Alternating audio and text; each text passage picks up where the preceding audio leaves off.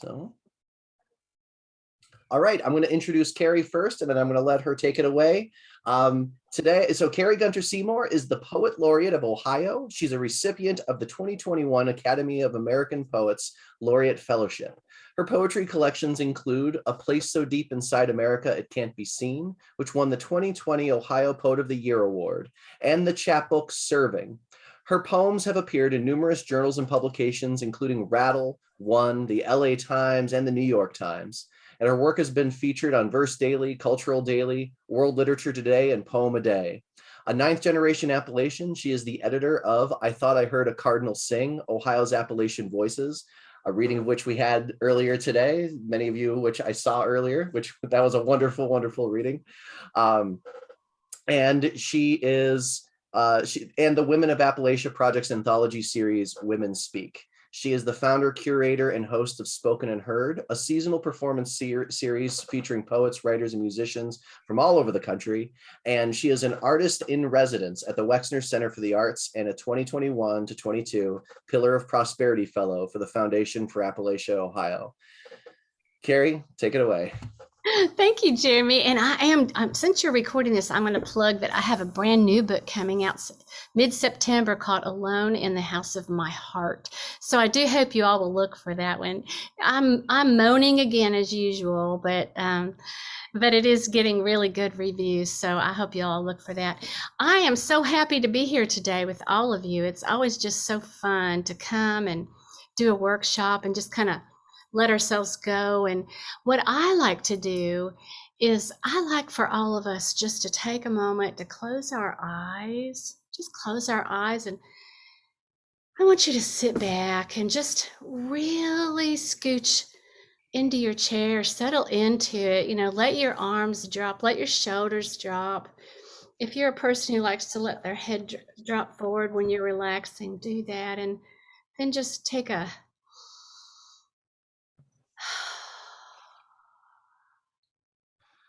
some really nice, deep cleansing breaths. Just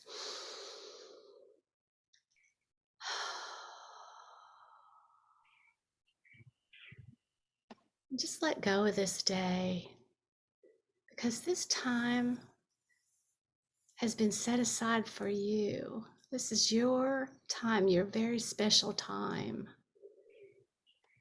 And I want you to have every single moment of it.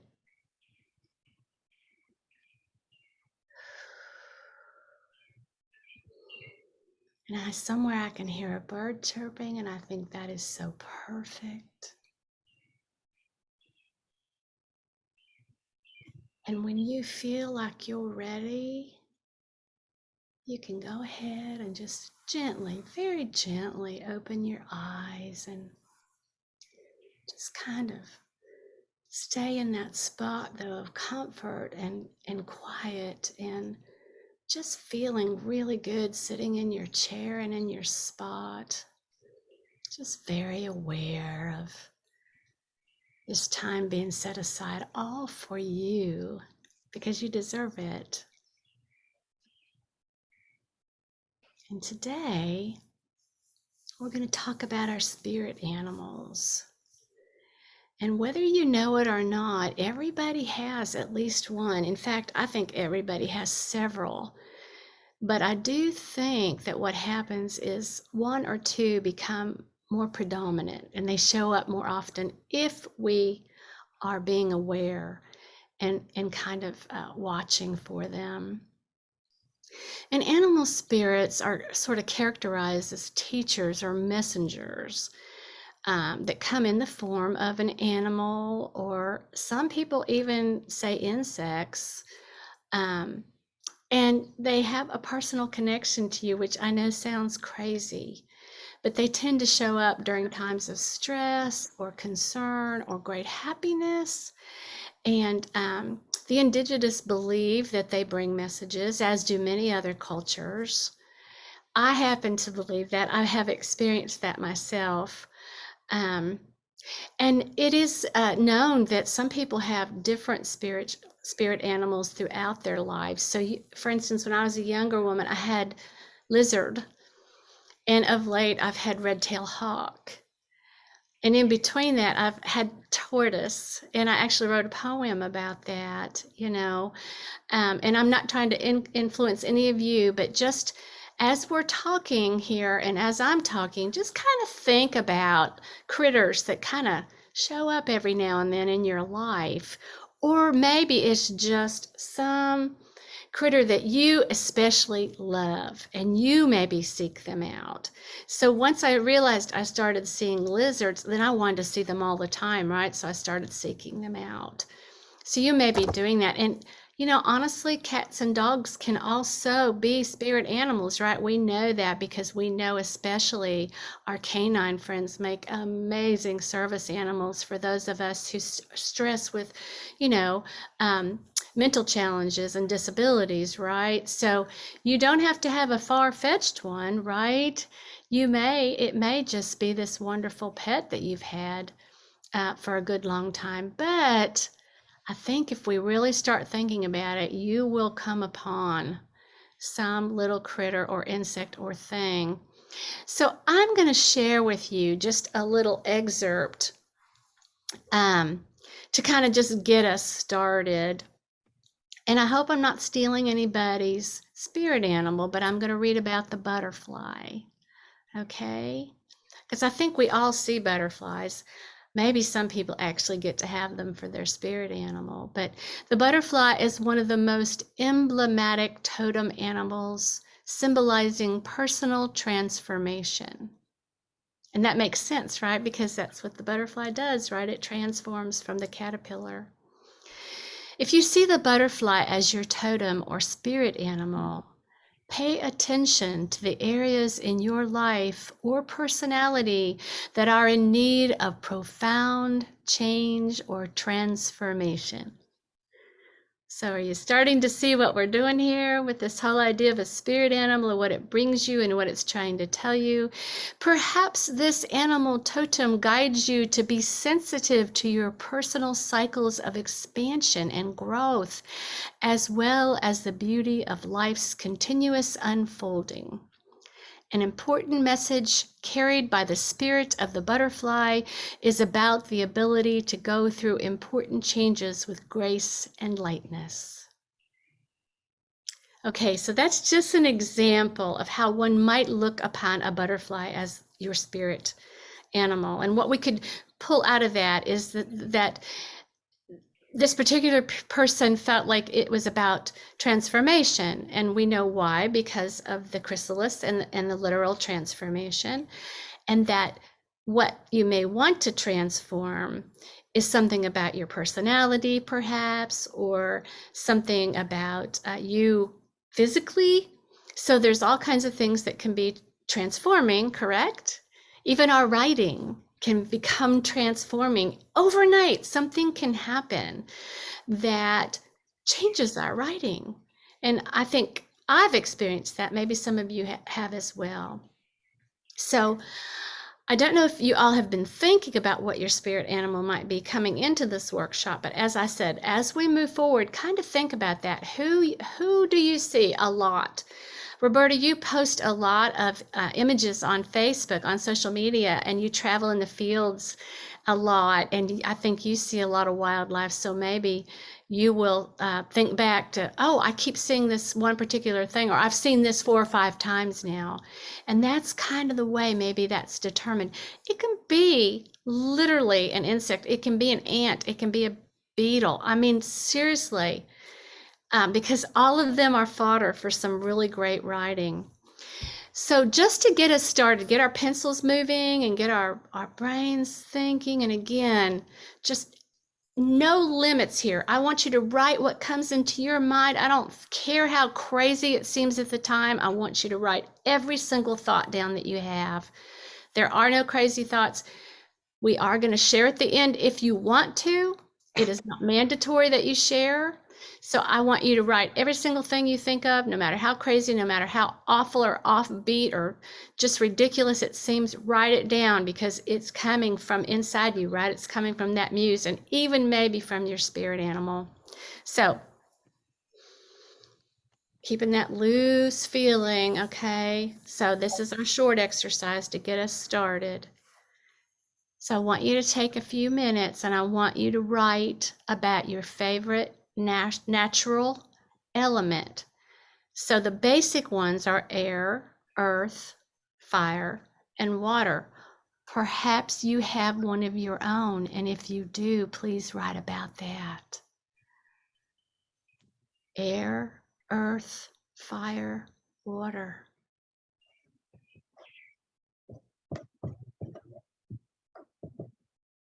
Or one of your own. Just brainstorming, not trying to construct a poem.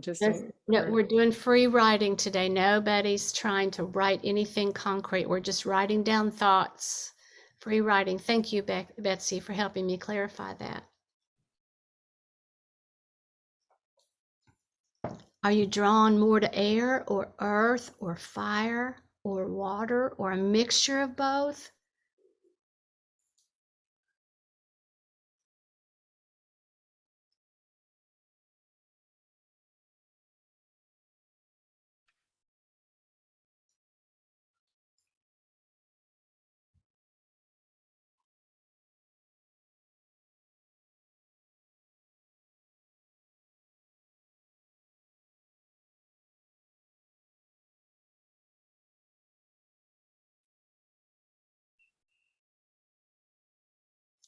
And what is it about that element that draws you to it so profoundly? Tell me how the air feels. How does the air feel when you're drawn to it? What about the earth? Is it touching the earth that you love, or is it standing on the earth? Is it observing the earth? What is it about the earth that draws you in? And if you're a fire person, is it the flame? Is it the heat? Is it the color? What else is it? It consumes things. Do you like to be able to be in control in that way? Because if you think about fire, it really isn't in control, is it? Especially if it mixes with something like air. And then water. What is it about the water? Oh, what do we love about the water? I want you to tell me all about that.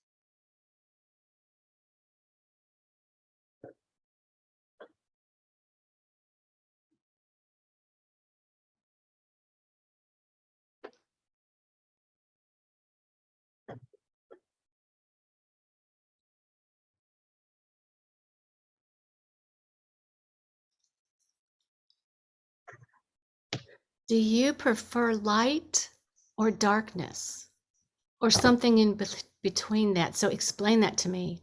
Do you prefer light or darkness or that area in between? And you can use it as a metaphor, right? Because that area in between can be that gray space. It's always so vague.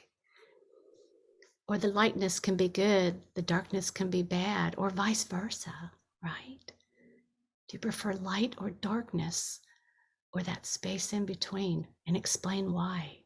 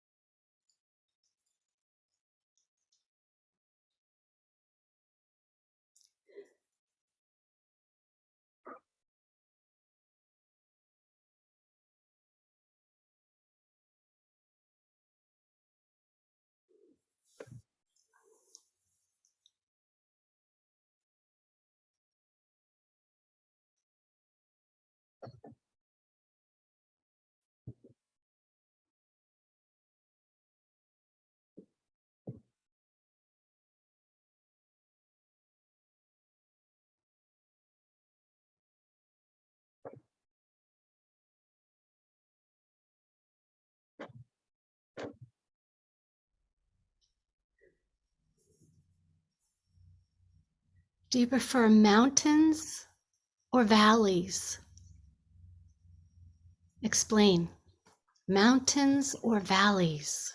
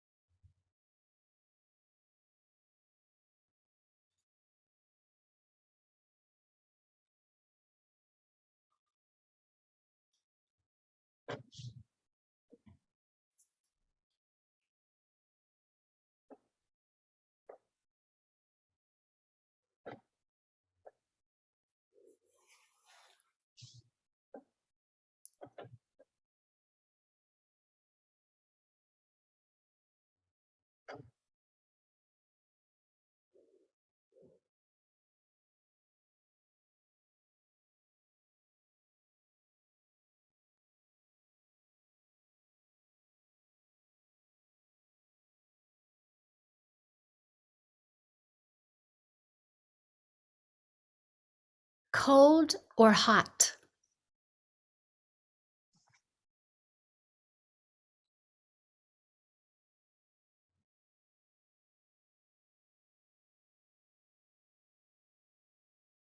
And explain why. Cold or hot, and which and why?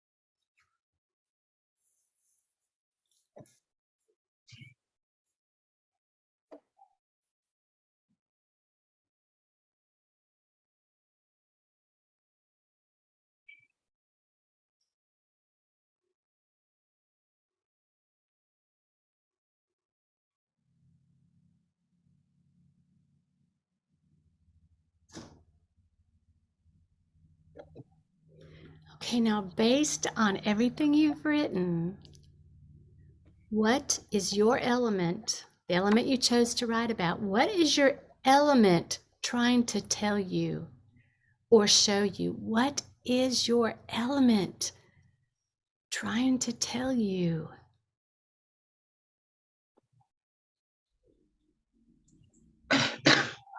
Now remember, we can also use our imaginations, right?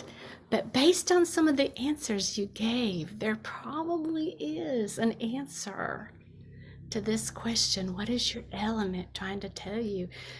And it can be as simple as that you do not like the cold or the mountains, and the dark gives you the creeps. But I think you've got more than that, but let's see. What is your element trying to tell you? What is it bringing you? Where is it guiding you?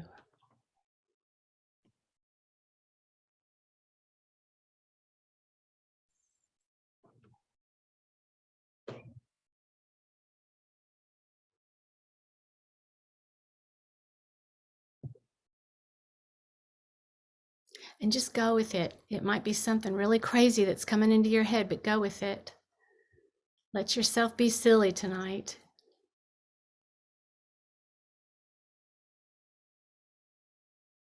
What is your element trying to tell you? Or where is it trying to guide you? What is it trying to show you or point out? What direction is it trying to give you?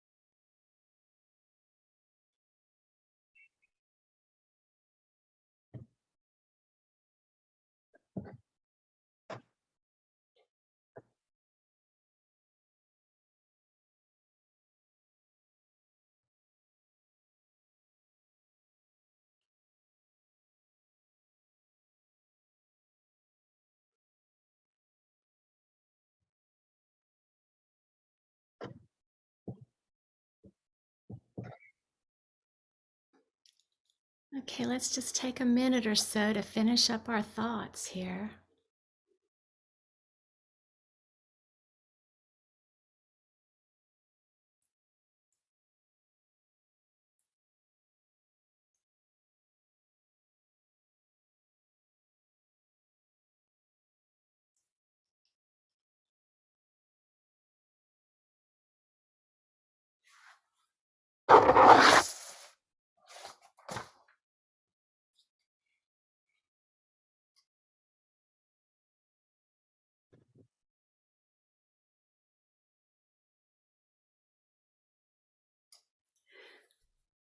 So, anybody feeling in the mood yet to share a little? Anybody want to share what their element was trying to tell them? Sure, I will. Okay, Britta, that's wonderful. Thank you. Okay.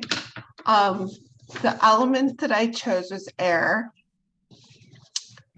And I felt that some of the things I wrote during the free write were weightless, suspended, having a view, wind through my hair, a glimpse or feel of perhaps what my spiritual body will be like. And then I said, I value sight, being able to see, or insight, being given insight about something. And just, the image that came to my mind was just, and I chose mountains, was kind of being at the top of the mountain, and just that view is nothing like, there's nothing like it. Yep. So you took an entire, you traveled. You literally traveled to the top of the mountain and felt that air. So do you like cold? Was it cold mountain air or warm? I like hot.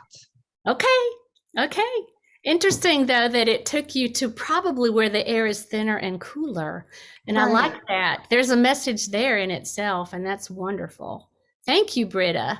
Anybody else feel like sharing yet? I know it's early. Yeah, Betsy.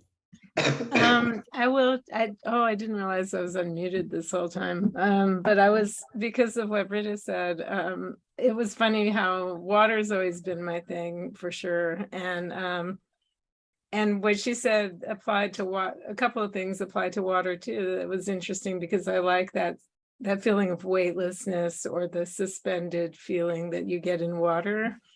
And I guess I wrote a lot, you know, I was going through all the senses kind of, and what I see and what I feel in the body, and also, you know, what you hear and what it sustains and all that. But I guess, you know, I've had some dreams that I assume are kind of going back to birth, you know, pre-birth, like in utero. And I think that's part of, maybe because I was a premature baby too. I always think, you know, maybe I'm trying to go back to what we all are in a way, I guess, trying to go back to in utero. But I've always loved everything water, from even watching my dogs with the water dribbling out of their mouths when they're drinking and between their little lip, whatever they're called. And I was thinking about all the chain of life in the ocean and all the things that we don't know. You know, I especially do love the ocean, even though it's an intimidating place in some ways. So I guess, you know, not to go into everything I put, but I just like pretty much all forms of water. And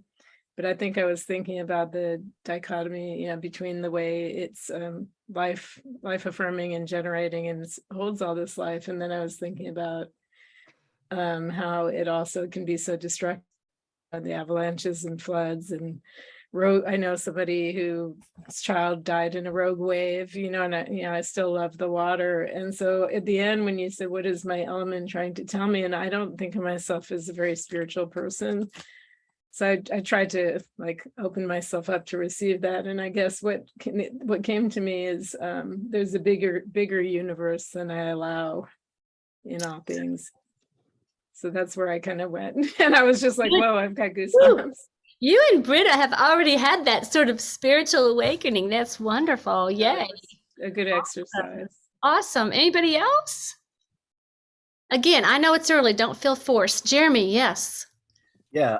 So I actually wound up writing a poem while you were talking. And kind of what you were saying is, I won't read the whole poem now, but just to answer your questions, I always felt like I was drawn to Earth and wanted to be Earth, but I'm air and I can't do anything about that. And I think my wife is Earth, and I think that has something to do with it. My animal is a rabbit, and if there's any little rodent that can take flight, it's them. And I prefer mountains and the cold and the comfort of a good shadow. Like I would rather stand in sunlight, but like standing under shade or something, and like having a breeze go by is one of the best feelings when I'm outdoors, because I'm a bit of a heat baby. I whine about it. So I find myself drawn to other people who are steadfast and comforting and all that, and I'm the complete opposite. I don't think you're right, but okay. Okay, that's good. No, I mean, I think that you are comforting and a nurturer as well, is what I'm saying. Okay. The rest of it's right, because it's right for you. I'm just saying, don't play yourself, because you are a good person and very giving. Okay, sorry. No, if it helps, I didn't mean that in the absence of possible goodness. Good. Well, that's wonderful. And I love that you chose rabbit, and that you said if any animal can take flight, it's rabbit. And I guess at first I was thinking about it, then I realized, oh my gosh, they can run like the wind. When they are forced to, they get, you know, and that's awesome. You taught me something there to really think about and go deep with. And I love that. And I love the idea of the opposite attracts, like your wife being maybe more earth and you more air. That's pretty awesome too. Anybody else want to share before we move on? I will. Okay. I did water also. I've always been attracted to water, all kinds of waters, especially waterfalls, but I like the ocean too. And I thought I kind of compared the water to myself.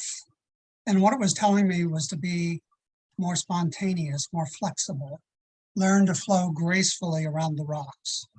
I learned to navigate the rapids and find the calmness and the stillness of the water after you go through the rapids. Listen to the waters talk. Listen to what it's telling you, and learn to not be afraid to get. Uh-oh. I missed the last of that. Did y'all? Barbara, not be afraid to what? To get wet. Yes, I thought that's what it was, but you cut out right then on my screen anyway. That's beautiful. Beautiful, Barbara. Just beautiful. Did I see you, Colette? Were you holding up your hand? Yeah, Yeah. I'm willing to. Again, water. Yeah. You water babies. Yeah. I love the flow of it, but I love the sound that it makes. I love the gurgle as it goes over the rocks. I talked about the fact that I am not fond of deep water, that all my life I don't really like being in the water, but I love being on and near the water. And that I love the way it can be peaceful and reflective, and it modifies the light. It bends it like a prism. And then for light or dark, I prefer in between. Yeah. And again, how the light feels filtered instead of harsh. It's gentle, not burning. It just brushes my skin and eyes instead of piercing. Yet it's warmer than the darkness, which feels cold and scary. One can get lost too easily in the dark. And that is why my favorite time of day is the gloaming. I prefer valleys. Actually, I said this is one where I don't have a preference because I love each one for different reasons. And then again, for hot and cold, I'm a temperate lover, but would prefer to be cold because I can always put on layers, but I cannot take them off.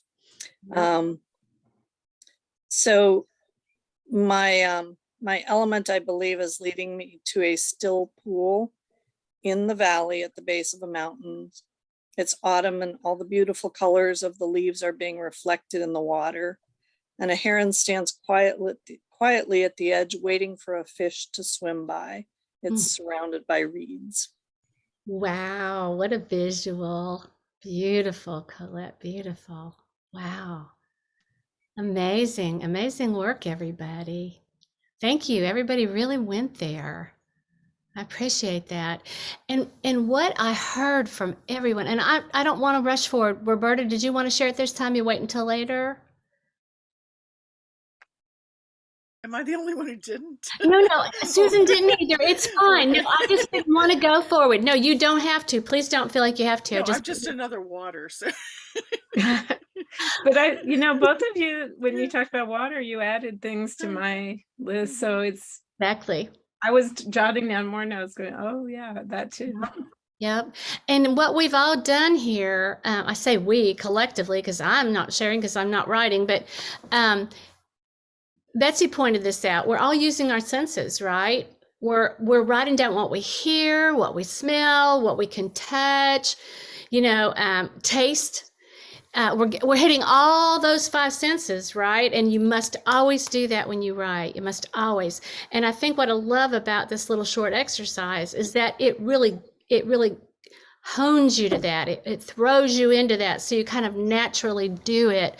And we want to do that every single time because that helps bring our reader in, doesn't it? If our reader can smell what we're smelling, they are right there with us. If they feel that breeze on their face, go, oh yeah, they are there. If their hair is lifting in the wind, yep, or it's going, for fellas, it's going through their hair, everybody is there inside the essay or the memoir or the story or the poem or the song, right? So everybody smack on. That was just amazing. Now, we talked about this a little bit before we started the recording about most times less is more, right? Particularly with poetry, right? Less is always more with poetry. And we have to watch that when we're writing our memoirs and our essays and even our novels, right? Because lots of times we write these mega novels and then our editors say, you need to drop about 60 pages here. And then you're like, what do you mean? How can I possibly let go of these words? But killing our darlings is often the thing that makes our work the best, right? And we've all heard this. So when I write, and I'm just as bad as anybody else, believe me, about overwriting. And And what I love about free writing is it gives you the permission to write all you want. You're not corralled into just using a few words. You can just write and write and write, and that's what we're doing today. But as we think about making poems or short stories toward the end, what I like to do is think about a movie, or if you think about the satellite, like a Google satellite, right? So in a movie or the satellite, the first thing you get is that long shot, right? The overview. You know, if you're on the satellite, you see a rounded spot that is the Earth, and that's where it starts, right? And then it starts moving in, right? And you're with me, right? And the movie does the same thing. It's panning out to this big thing, and then it comes in, and some people start walking across the screen, and there might be a wagon or a fast hot car or a horse. And then you come in, and we come in, and we come in until we see that one character, right? Or if we're in Google, we're coming down, we're coming down, we're coming down, and we start seeing the plat map like we do when we're in an airplane, and then we start seeing the swimming pools, and then we start seeing the patios, and then we start seeing the people, right? So that's how we ought to think in terms of writing our work, you know, is coming out, starting out here, and then coming in. And then some people go back out again, right? And that's kind of what we did with our exercise. We kind of got started kind of easy going, you know, what is your natural element? So you picked a big thing, and then we kind of wrote about that a little bit, and then we honed in, light or darkness, mountains or valleys, cold or hot. What is your element trying to tell you, right? So then you were able to hone in tight on that, right? Okay, so that's what we're going to try to do when we think about our spirit animals as well, right? And we're going to use our senses to do that. So I want you to think about that. I want you to think about what you can hear as I ask you these questions. What can you hear? What can you smell? What can you taste? What do you see? Tell me about textures and colors and angles and shapes, right? What can you touch, or what is touching you? Okay, so keep all of this in mind. Okay, so I will share a little bit of the poem that I told you earlier that I wrote a poem about my animal spirits. And so I'll read this to you, and you see if you can kind of guess what it is. I think you can. I kind of gave it away earlier anyway, but my first had scales, a lanky body, protracted tail, angular bones in arms and legs, her Barbie-sized finger claws to be seen only up close, which was hardly ever. She was a darter between cracks in the hedge wall, the base of the barn's foundation, or lolling, belly to the ground in the shadows. You are the dreamer of your life, she said ad nauseum. So you kind of get the idea of writing about this creature, right? She has angular bones in her arms and her legs, her Barbie-sized finger claws, right? Only seen up close. I talk about the way she behaves. She's a darter between cracks in the hedges. Now, this is not the whole poem, of course. It's just a little piece of it, but you see what I'm getting at, right? So I start with her body, and then I start coming in, right? So let's write about our spirit animals, okay? And again, just kind of shake yourself loose, because I want you to be nice and loose. I want you to open yourself up for all this craziness that's going to come into your head, because I want you to write it all down. I want you to smell it. I want you to hear it. I want you to see it. I want you to taste it. So the first thing we have to do is we really need to hone in and choose one animal, bird, insect that visits you in a consistent way. Okay? So just kind of write that down. Just maybe write down what it is. And then I want you to make a list of its attributes. So just take about not even 2 minutes, just quickly jot down all the attributes of your spirit animal, the good things, the really cool, wonderful, good, outstanding, gorgeous things about your spirit animal, bird, insect, whatever that creature, critter is that visits you. Attributes, a list.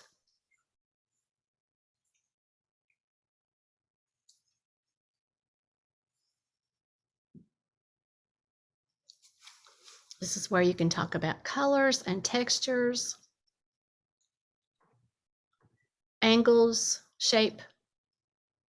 How does it smell?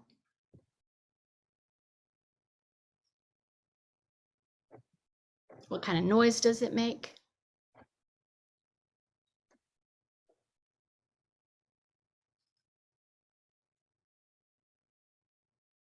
What happens when you touch it?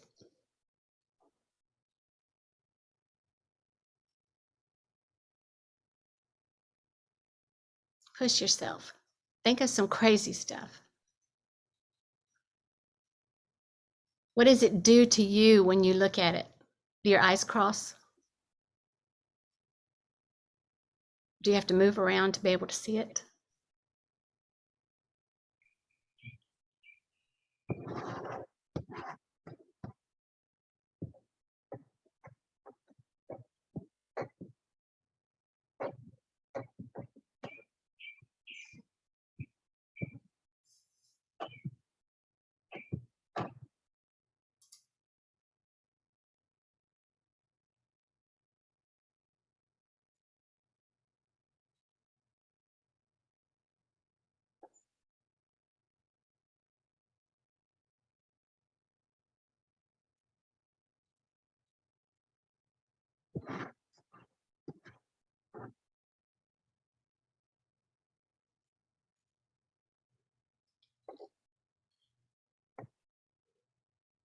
Okay, and now we're going to make that list of its shortcomings. What are its shortcomings? And you can go deep with this. You can talk about how it lets you down, how it smells, right? What color it is. All these things can also be shortcomings, right?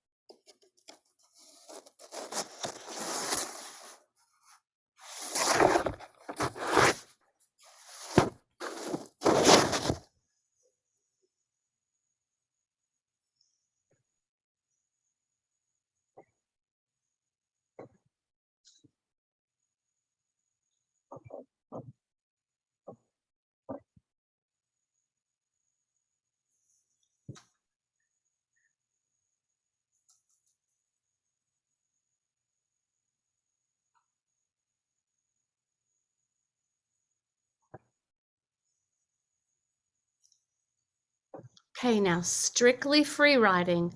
I want you to describe your spirit animal without naming it.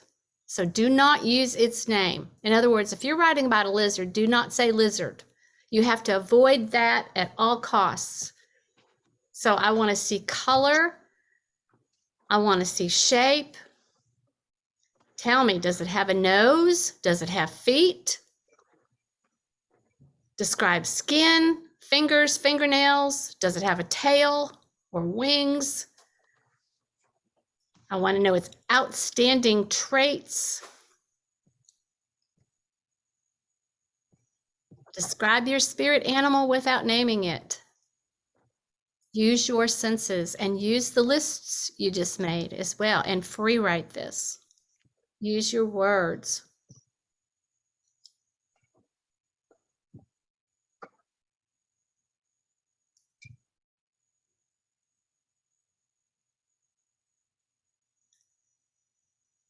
Describe its skin. Does it have fingers or claws?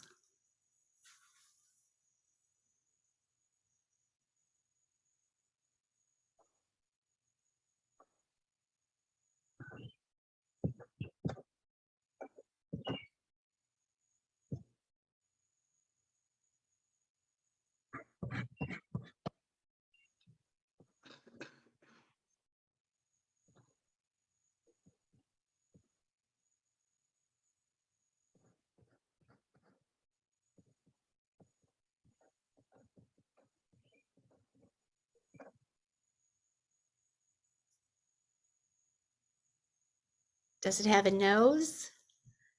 Does it have feet? Maybe it has wings.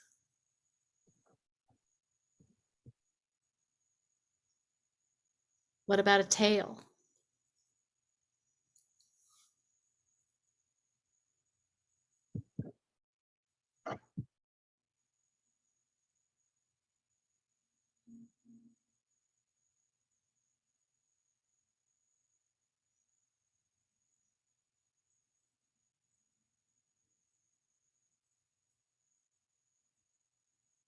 Describe how it smells. And you can make this up, you know, so we can use our imaginations as well.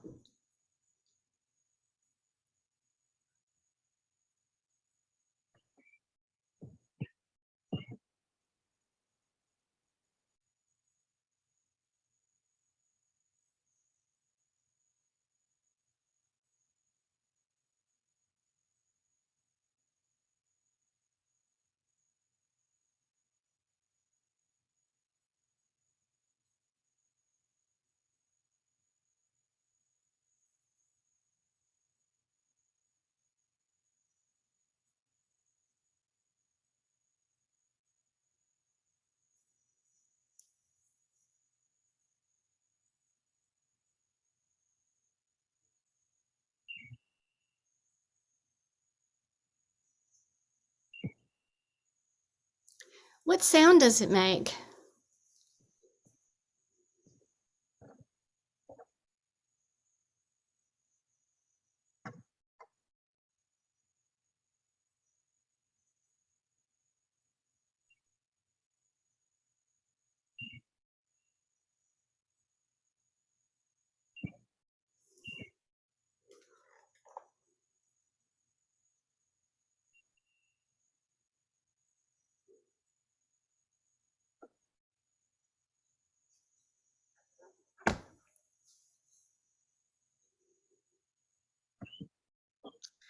And if you are able to touch it, what would it feel like if you actually touched your spirit animal?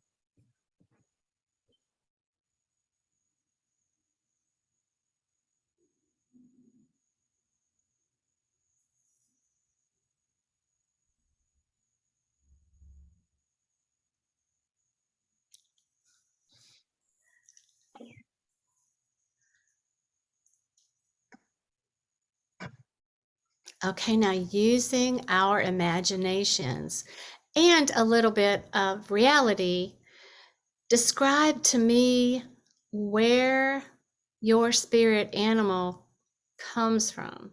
In other words, where do they dwell? And you can be as literal as saying in a den and describe the inside of that earth in which your spirit animal lives, or you can, use it as metaphor, but describe where your spirit animal comes from or where it dwells. This is where you can really let yourself be completely creative if you prefer. This can almost be fairy tale if you prefer. And you just want to describe the space, right? The color, the texture, the taste of it.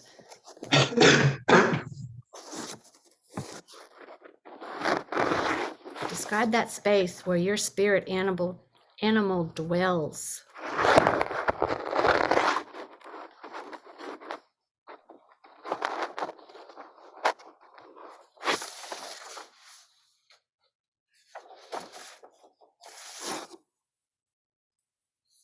And maybe it's on a different dimension, right?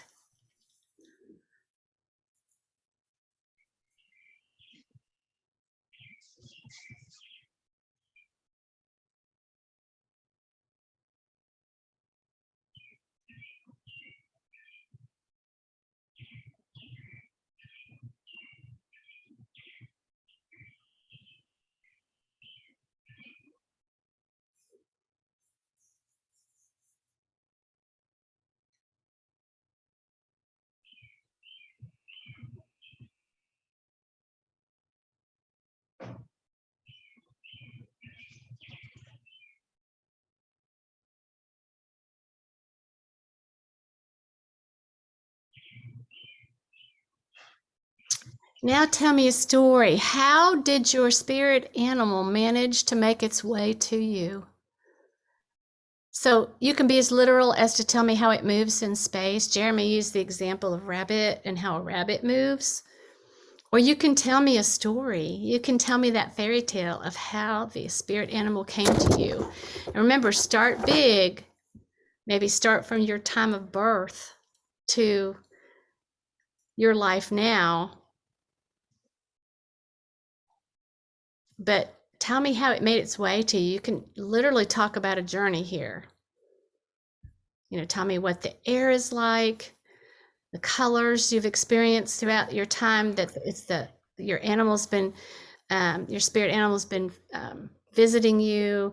You can describe landscapes, the ground, the air, water, include all of those elements in here. Jeremy, could you turn Britta's microphone off? Oh, I'll turn it. Thank you, Britta. So getting back to what I was saying, when you talk about how your spirit animal made its way to you, you're telling me that journey that your spirit animal has made. And so you are making that up, right? You're creating a story for me as to how it got to you. And the work you did earlier with your elements can come into play here.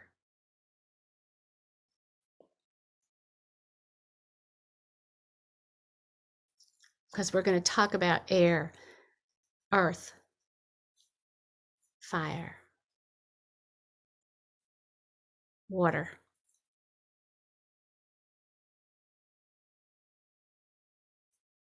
Throw in some colors, some landscapes. Give me some details. How did your spirit animal make its way to you, and why did it choose you?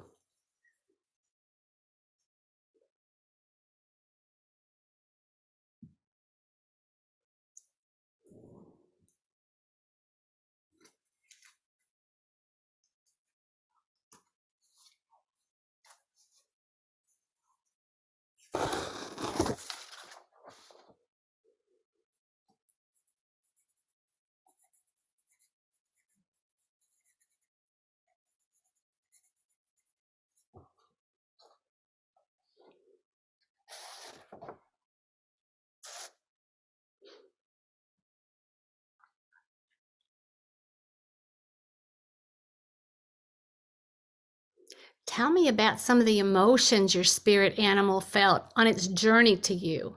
What did it go through and what was it feeling? Fear, anger, anticipation, fascination. And what do you think it heard?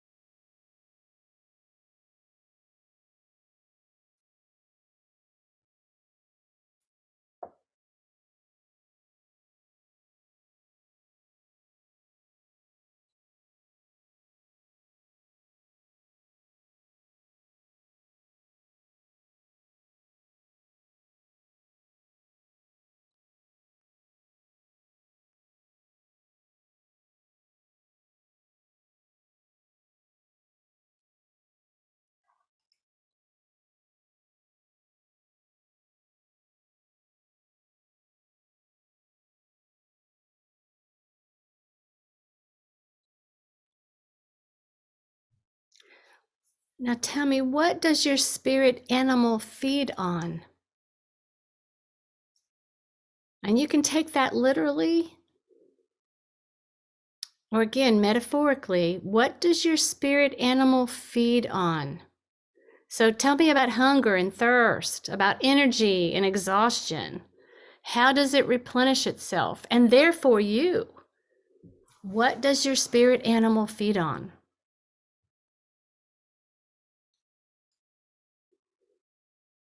Maybe it's your joy.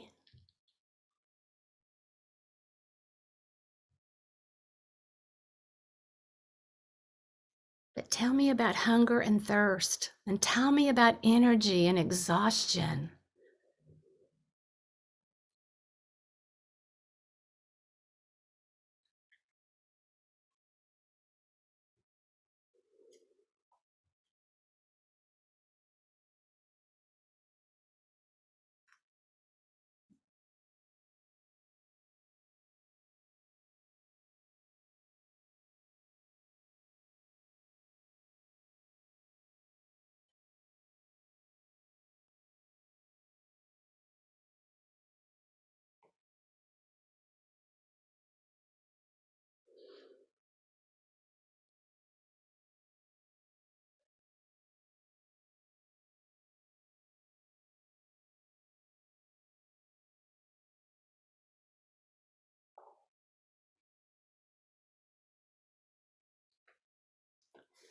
How does your spirit animal communicate with you? This is a big one. Tell me that story. How does your spirit animal communicate with you? Is it a extrasensory perception? Is it body language? Is it a feeling you get? Tell me how your spirit animal communicates with you.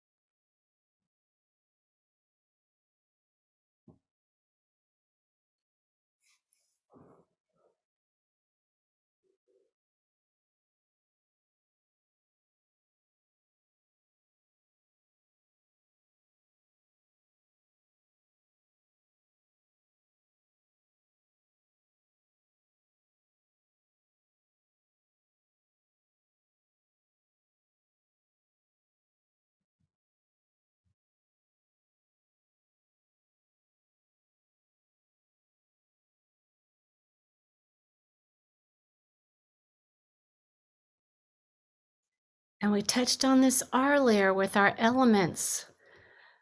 What is your spirit animal trying to tell you? What is your spirit animal trying to tell you? Are they bringing warning, premonitions, praise? Tell me, what is that spirit animal trying to tell you, even right now as you're writing?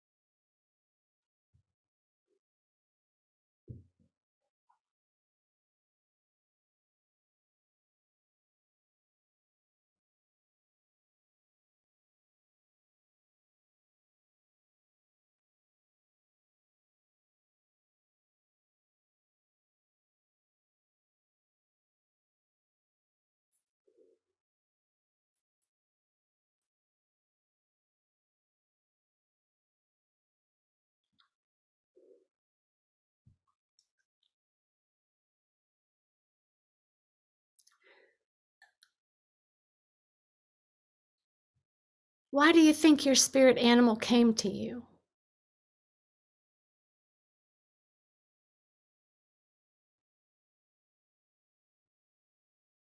Why do you think your spirit animal came to you?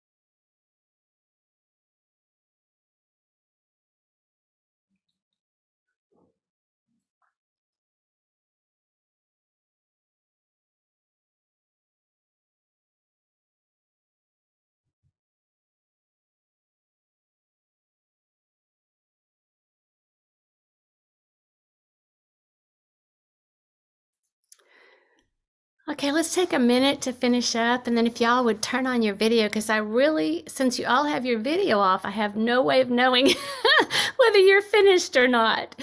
So as you finish up, perhaps turn on your video. Okay, good to see some faces there.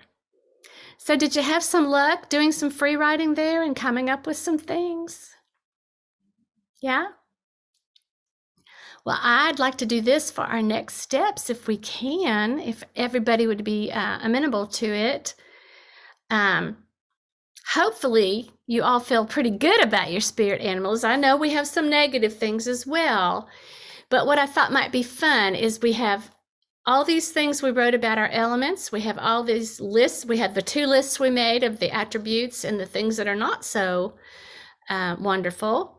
And then we answered all these questions, and I thought it might be fun to now move into something epistolary and write a letter of thank you or an ode or a document of praise to your spirit animal based on all these facts that you've come up with.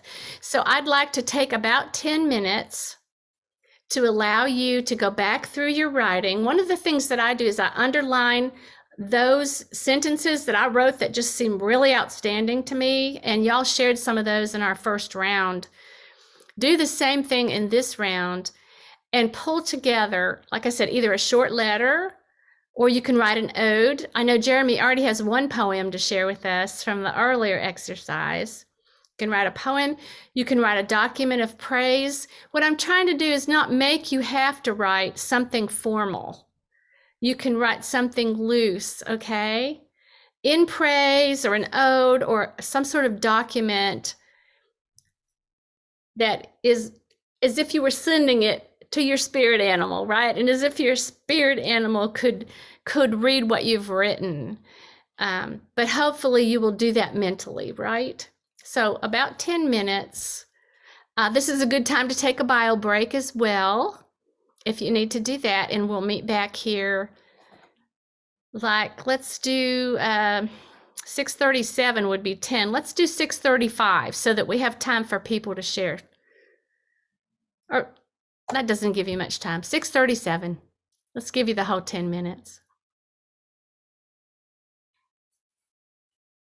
And you feel free to turn off your video if you like, if you work best that way.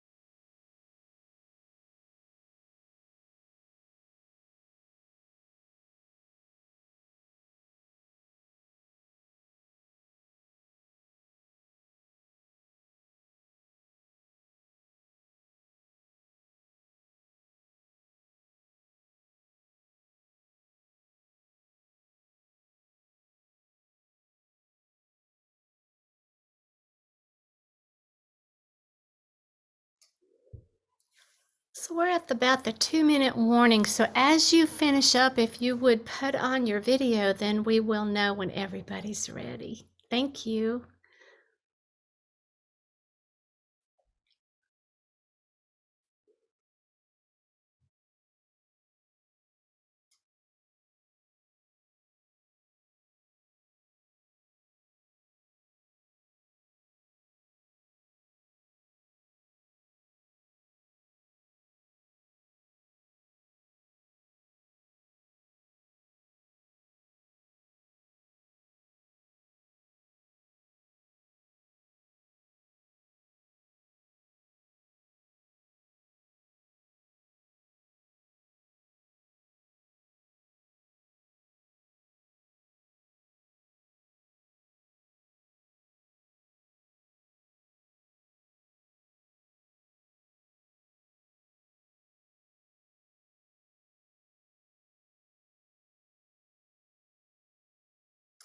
We're at the 1-minute warning, everybody. So finish up if you don't mind. And I certainly hope you'll continue writing later, though.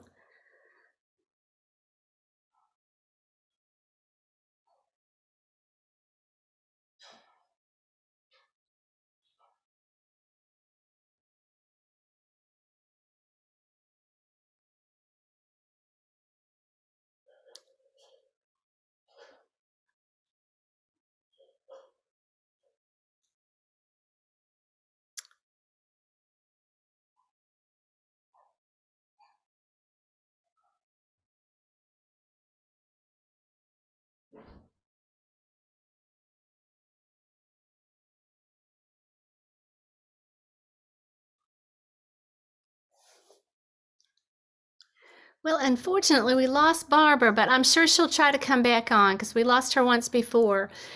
Technology, that's what it does for us, doesn't it? But I think we'll kind of move forward because she can certainly share with us when she comes back. And so this is the time for sharing now. I always love to try to leave time at the end for those who want to share. And again, there is no pressure here.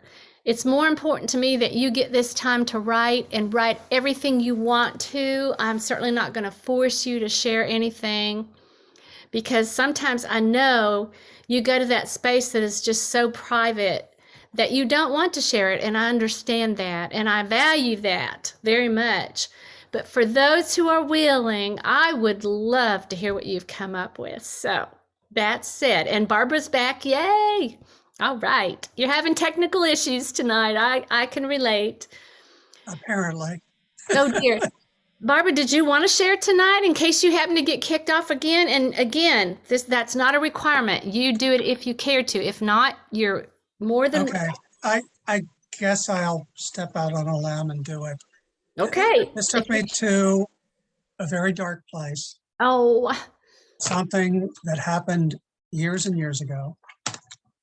So when I saw this animal, it was already dead. mm, So here's what I wrote.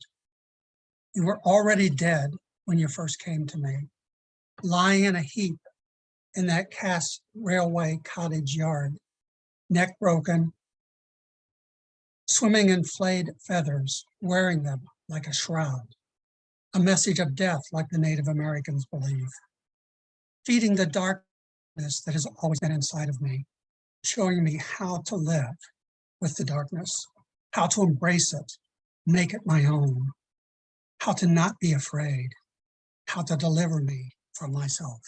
oh, that's pretty amazing, Barbara, because the death that you speak of might be the birth of your life that you have now, right? So I think that's beautiful. Thank you. Thank you so much for sharing that. I know that was hard, so thank you. It was hard. Well, thank you for trusting us, Barbara. Anybody else? Yes, Britta, please. Oh, I can't hear you yet. There we go. Okay, I was so excited for this workshop because I wanted to add on something that I had, a poem that I have been working on, and it's on the bald eagle. And I'm going to share with you the poem that I have up to this point. And I was hoping from the workshop I was able to see if there was anything I could add to it. And I certainly have so much to work with now. So it's called An Immortal's Vision. Bald eagle surmounts the mountain, expands in the expanse, will tread even the valley, if it will avail to good's advance. Not in tiptoe, but with grasp, to claim liberty chance at last, given to the human, binder of the broken at her clasp. She is marked as an emblem, remembers sacrifice to tell, majestic in her banner flight, 6 feet span over house Bethel. She leans to the right and right-angled spacious brown, flyer of the feathered white, she daunts by wear of crown. Ruler of the egg, fledgling fruit she keeps from blight, with yellow orbs to pray for feeding, she sees an ultraviolet light. Eager eaglet, oft to soar, talon follows in fashion sign, constitutes unordered air, documents divine. Unwavering up above, ambering waves of plentied grain, pays homage to the mighty, he who rules the sea and plain.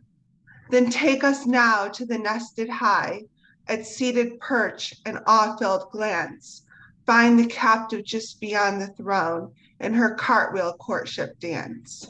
Oh my goodness. That was just gorgeous. In her cartwheel, say that last again. In her cartwheel balance dance, what was it? Her cartwheel courtship dance. So a male. I totally get it. Yes, I just couldn't recall the word. I was just so enamored by it. But beautiful. Such a strong, wonderful ending there, Britta. Fantastic. I want to add a little bit more of the sense, like some of the things I wrote down to consider are, I thought it was interesting, like the smell, like what, I don't know how those would all fit into this poem, but I've already have a couple of different drafts of it, so I feel a couple more coming. I think that's a great idea. And people have written entire chapbooks of just a poem. It was just a very long poem. So you can fill many pages if you feel that strongly about your spirit animal. So I think that's wonderful. Thank you for listening. Oh, thank you for sharing, Britta. That was wonderful. Colette, did I see you saying you might want to? Yeah. I'll go ahead, but it's hard to follow those two.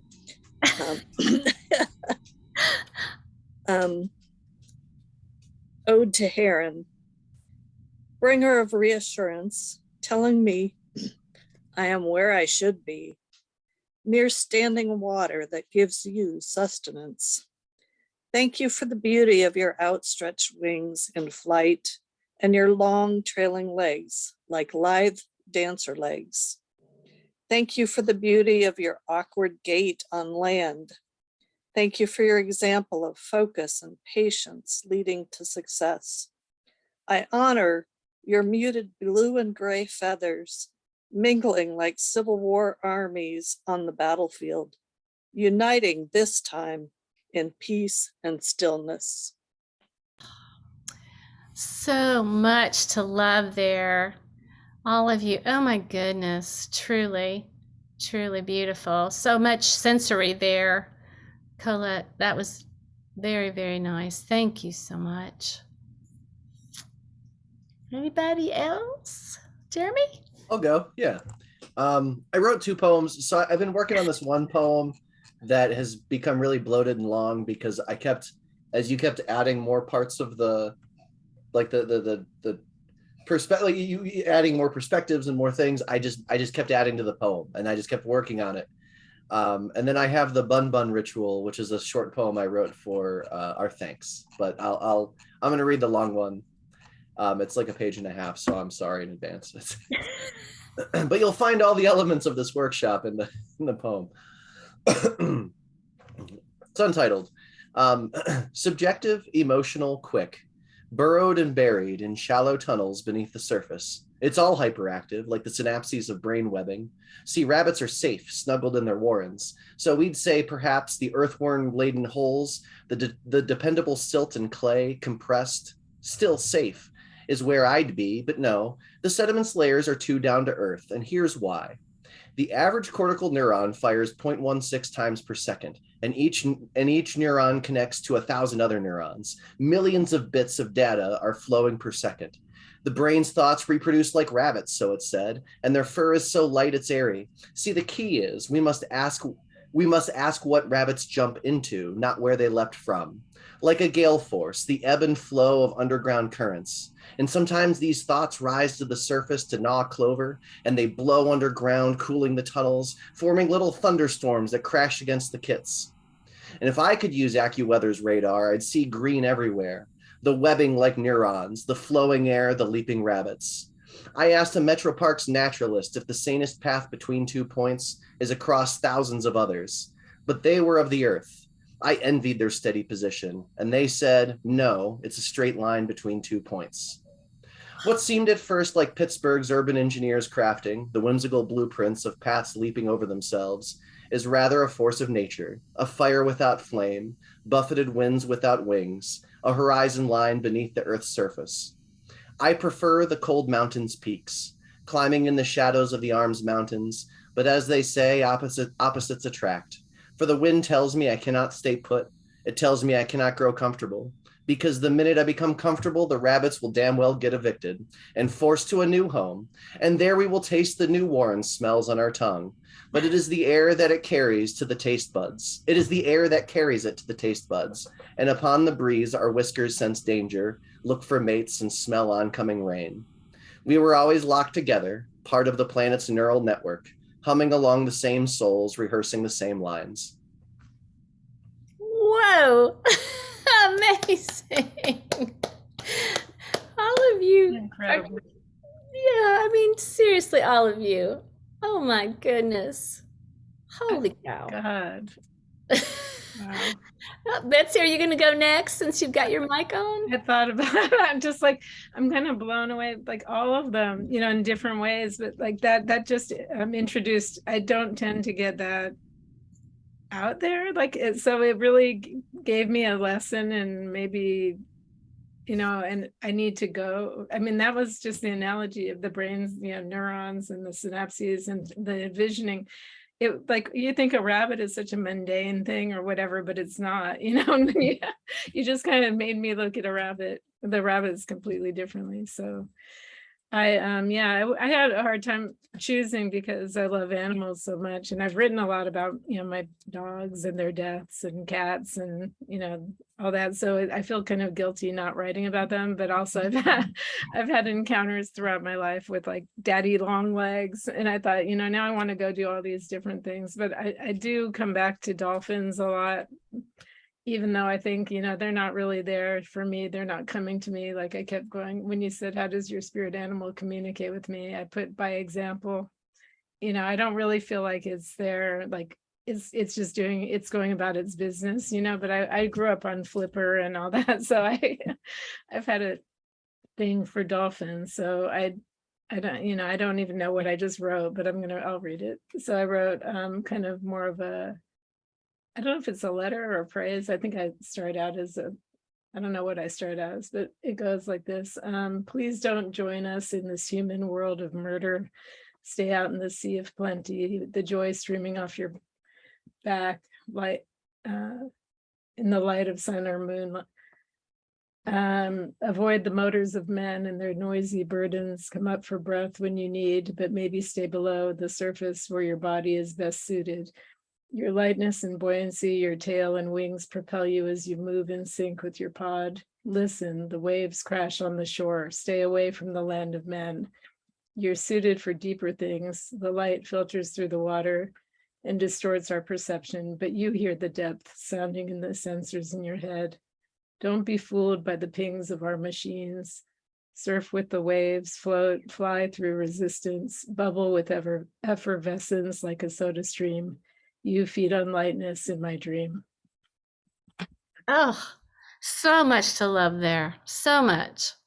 I love that you're giving a warning to your spirit animal to beware of human beings, because especially them, again, Flipper, and I too grew up on Flipper, and this concept that we are safe and we are not. And they're going to come to our rescue. It was Yeah. Lassie and Flipper for me. Yeah. And Mr. Ed, of course. Yep.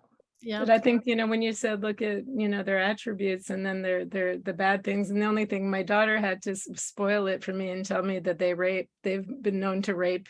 And I was like, I don't want to think of dolphins as rapists, but I think there is some evidence that they have raped. So I think that's why I went through I wish they were less human-like. I don't want that human quality at all. I like my animals to be better than us.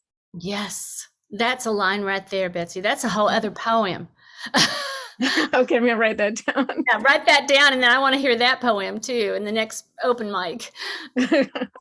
Fantastic. Thank you, Betsy. My goodness, y'all. Goodness. Anybody else? Yeah, Roberta, please. I really don't have a poem, but I've been trying really hard to identify something hungry next to my house for years that comes and eats the cat food. And I think maybe that I finally know, or maybe I just know what comes now. And so I just wrote about that. Something hungry, you unnamed mystery. For so many years, you've come to the highway fence to eat up the leftover cat food. I thought you were a raccoon, or maybe some turkey buzzards, and for a short while believed you might be a panther, prowling the ridge from river to river. Then this spring I saw you glide by the sliding glass door, your long tail aloft, your swift black feet so fleet against the asphalt, a yellow-red blur of a ghost, squealing satisfied song at my offerings, smelling sweet musk. Then I pass the little cave by the lake. I note the delicate pile of bones. Maybe you have a family there to feed. Maybe you've come to remind me that all the bones are showing. You guys are killing me. Oh my goodness, just gorgeous, Roberta. I love the way it always just astounds me that you can have people in the same group writing answers to the same questions, and everybody's take is so very different. It's just so wonderful. That is what's wonderful about human beings right there. That is one wonderful thing about human beings. Susan, were you going to share with us tonight? I suppose I could.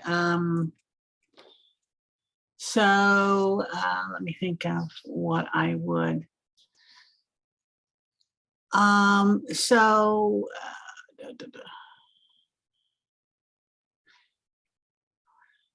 Okay, I'll read the second paragraph and the last one of the things I written. I lumber along in a northern stream, waiting for salmon to wriggle against the current toward the claws of my paw. I watch my cubs watch me. I grunt when they wander off and turn a large black nose to the wind to detect predators, threats to the little ones. I drag pink, scaly carcasses to the cubs to let them get a yearning for the sweet meat. He talks to me of acceptance of its place in the world. It's not a gazelle designed to bound and sprint. It's not a bird capable of flying high above the earth. It is not a dolphin with its complex languages. It is a spreader of seeds, a mother inspiring others to watch and stop from a distance. It shits in the woods. No apologies offered for its need to rest. Just telling it right like it is. Woo! Yes. Oh my goodness, y'all. Oh my goodness. Wow. You all have exceeded all expectations that I had coming into this. You've just been fabulous, every single one of you. Wow. I'm feeling a little bit speechless here. Thank you all so much for allowing me to come in and be with you this evening. And thank you for trusting all, each other and me to share your work. Because I know that takes courage, and I really appreciate that so much. Anybody have some questions? We're supposed to get off of here at 7. I don't want to keep people beyond the time. I do think you all should applaud yourselves because you literally wrote for almost 50 minutes. That's a long time to write, and I don't even know if you realized that. But you did. You wrote and wrote and wrote and wrote. And I think, about halfway through, that's when all that stuff starts coming out. You lose control and you're just writing, and all these beautiful things come out of you because you have given up that control. You no longer, you're just trying to answer all the questions I'm asking. You're like, oh my gosh, she's asking another one now. And it frees you up to do that, what we really call free writing, just letting it flow out of your head. And keep in mind that you can do, I'm sure, like I said, most people have more than one spirit animal.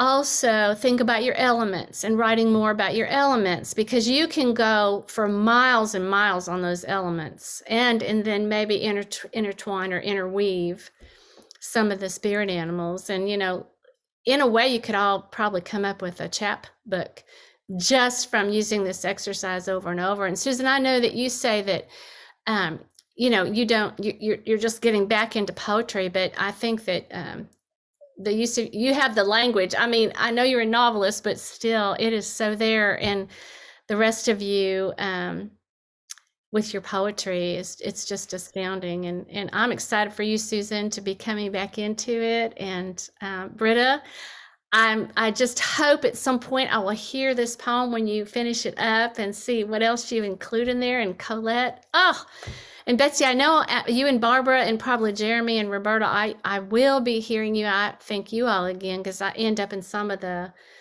open mics and things that you all are in, or the readings. And I hope to run into Susan and Colette and Britta as well as time goes on. But thank you all for having me in, and a special thank you to Flamingo Writers and Jeremy Jessic and Literary Cleveland for making this happen. So if you care to turn on your mics and just say a few things or whatever you like. Jeremy said he had some announcements that he had to do before we leave. Thank you, Susan. See how I do? Sorry, Jeremy, please do that. No problem. Thank you so much for getting that, because I was afraid people were going to start dropping out before I could say my piece. So thank you very much. Let me remove the. Okay. So thank you. First of all, thank you, Kari, so much for coming. Please, a special thank you to Literary Cleveland for helping us host this event today. We couldn't have done it without them. We have, I would like to plug Flamingos Writers Guild a little bit here. First of all, our website is in the chat. We have a weekly newsletter, so I encourage you to sign up for the newsletter.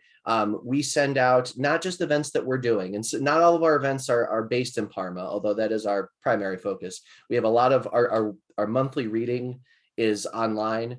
It's always on Zoom. It's the second Tuesday of every month.